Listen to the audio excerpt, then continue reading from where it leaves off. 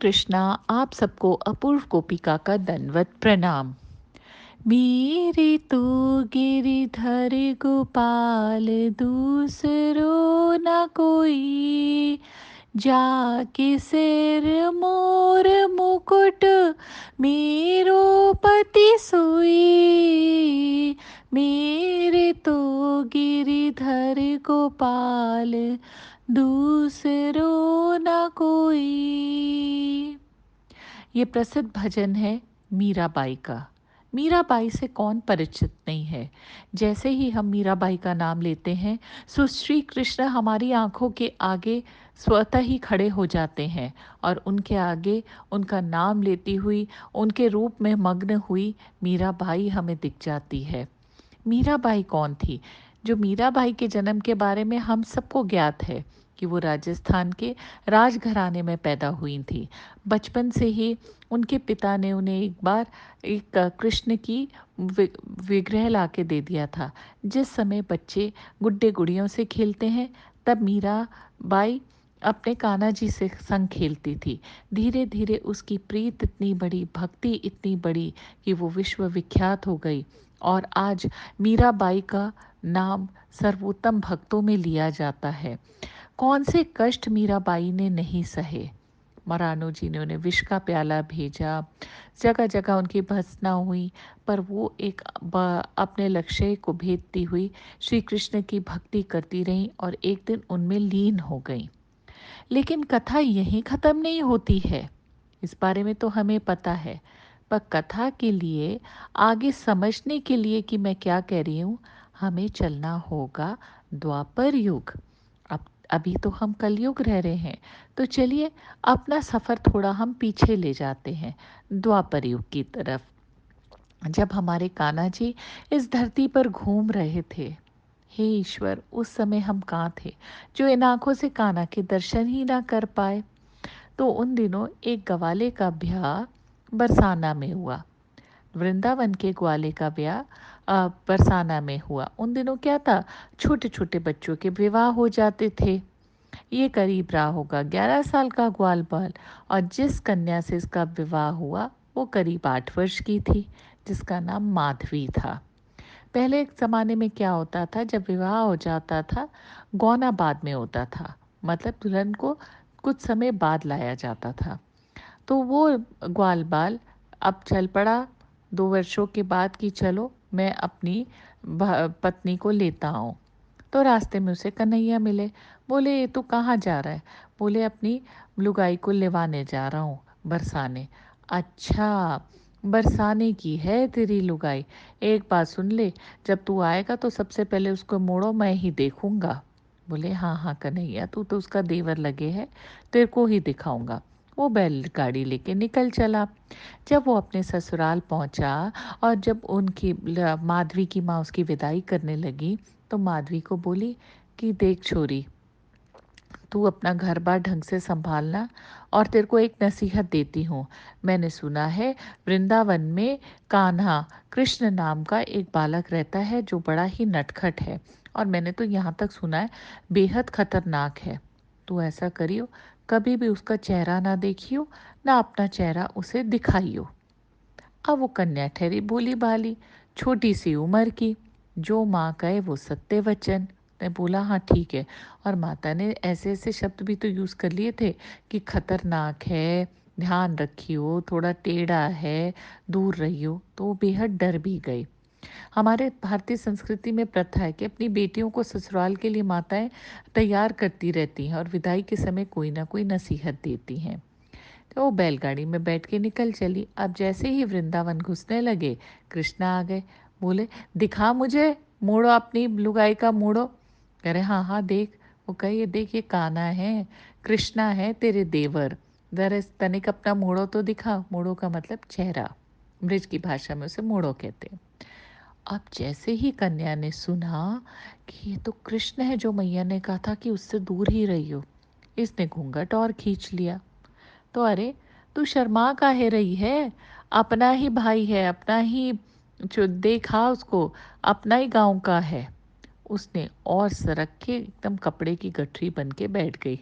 तो कान्हा हंसते हुए बोले, क्यों रे, कानी वानी ले आया क्या, जो इतना शर्मा रही है अपना चेहरा दिखाने के लिए। तो गालपाल बोला, ना ना काना, बड़ी सुंदर है देखने में, पर पता नहीं क्यों ऐसा क्यों कर रही है, क्यों अपने आप को छुपाए जा रही है। तो काना बोले कि जा, बड़ा इतराती फिरती है, हम भी इसका चेहरा नहीं देखेंगे, ये हमारा नहीं देखेगी, हम इसका नहीं देखेंगे, जैसे बड़ी अपने आप को विश्व सुंदरी समझती है। कहते हुए काना खेलते कूदते चले गए। वो कन्या भी अपने ससुराल आ गई। अब तो जब होता, जैसे शाम को धुन लगती, ओ सारे ग्वाल बाल जैसे जंगलों से गैया चरा कर आते, तो सारी गोपियां भागी जाती, काना आ गए, काना आ गए। ये छोरी माधवी जब भी काना का नाम सुनती अपने घर में छुप जाती, घूंघट किए रहती। सारे जग में ये बात प्रसिद्ध थी, गांव में बात प्रसिद्ध थी कि माधवी कृष्णा को अपना चेहरा नहीं दिखाती, मुंह छिपाए रखती है। अब आई हमारे भगवान ने लीला की, गोवर्धन लीला। गोवर्धन लीला से कौन वाकिफ नहीं है। गोवर्धन लीला में हलचल मची हुई थी, कोई इधर भाग रहा है, कोई उधर भाग रहा है, आंधी तूफान बरसात बादलों की गर्जन, सब जैसे जान बचाने को भाग रहे हैं। और उसी समय तेज हवाएं चल रही थी, और इस माधवी का घूंघट उड़ के पीछे हो गया और इसका चेहरा सबको दिख गया। इसने जैसे ही आंख उठाई तो इसकी नज़र पड़ी एक हाथ पे, जो तर्जनी उंगली पे गोवर्धन उठाए खड़ी थी। माधवी ने देखा तो देखती ही रह गई, बोली, ये इतना सुंदर हाथ किसका है, कौन है ये। और जैसे ही कंधों पे नजर पड़ी, एकदम बलिष्ठ कंधे, फिर मुस्कान, मुस्कान के बाद दो मीनाक्षी आंखें, वो देखा और देखती ही रह गई, देखती ही रह गई। अंग संग सखियों ने उसे हिलाया, अरे माधवी क्या हुआ। बोली, कौन है ये, इतना सुंदर ये कौन है, मैंने आज तक इतना सुंदर आदमी नहीं देखा। तो सारे हंसने लगे कि अरे ये तो हमारा कान्हा है, तू जो इससे मुंह छुपाती रही, तुझे हमने कितना समझाया कि अरे इसे एक बार देख तो ले, ये तो है ही मनमोहना, जिसको देखता है मन मोह लेता है। कृष्ण जो आकर्षक है, जो सबको अपनी तरफ आकर्षण दे देता है। त्रिभंगा जो हमेशा टेढ़ा मेढ़ा है। अरे माधवी, तूने आज तक इसे देखा नहीं, इतने पल गवा दिए। माधवी को तो जैसे कोई सुध बुध ही नहीं थी, वो प्रभु की लीला देखती रही, देखती रही कि इतने सुंदर है मेरे कृष्ण, इतने बलशाली है मेरे कृष्ण। फूट फूट के रो पड़ी, अरे मैया, तूने ये क्या किया, मेरा इतना जीवन बर्बाद हो गया, ये कैसी नसीहत दी कि कृष्णा को मत देखना। अरे कृष्णा को ही देखना, मैं ब्रिजधाम आके भी कृष्णा से छुपती रही। अरे कृष्णा, ये कौन सा मेरे से अपराध हो गया, मेरी मैया ने मुझसे कौन सा अपराध करा दिया। और कहते हैं उसके बाद ये पूरी तरह कृष्ण की दीवानी हो गई और भक्ति में लीन हो गई, और इसने घूंघट छोड़ दिया था कि कोई लोक लाज नहीं, इसी लाज के मारे मैं इतना देर कन्हैया के दर्शन नहीं कर पाई। और कहा जाता है कि अगले जन्म में वो राजस्थान की भूमि राजघराने में मीराबाई के रूप में उसने जन्म लिया। मीराबाई की भक्ति से कौन वाकिफ नहीं है, उसने कोई भी मुश्किल में भी भगवान का नाम नहीं छोड़ा। वो देखा जाए तो एक तरह से कृष्ण के नाम के आंदोलन में थी, प्रेम में थी। उसने कोई लाज शर्म नहीं की, क्योंकि उसने कहा एक बार शर्म करके मैं बहुत भुगत चुकी हूँ, अब ना करूँगी। अब तो कृष्ण मेरे और मैं कृष्ण की। कृष्ण के आगे उसे अपने राजघराने के जेवर वस्त्र भूषण आराम भी एकदम फीके लगे, और वो छोड़कर वृंदावन में आके बस गई। तो जैसे मीरा को लगन लगी, मीरा को भगवान ने दर्शन दिए इतनी आंख मिचोली के बाद और अपना बना लिया। ठाकुर जी से मेरी यही प्रार्थना है, हमें भी दर्शन दें और अपना बना लें।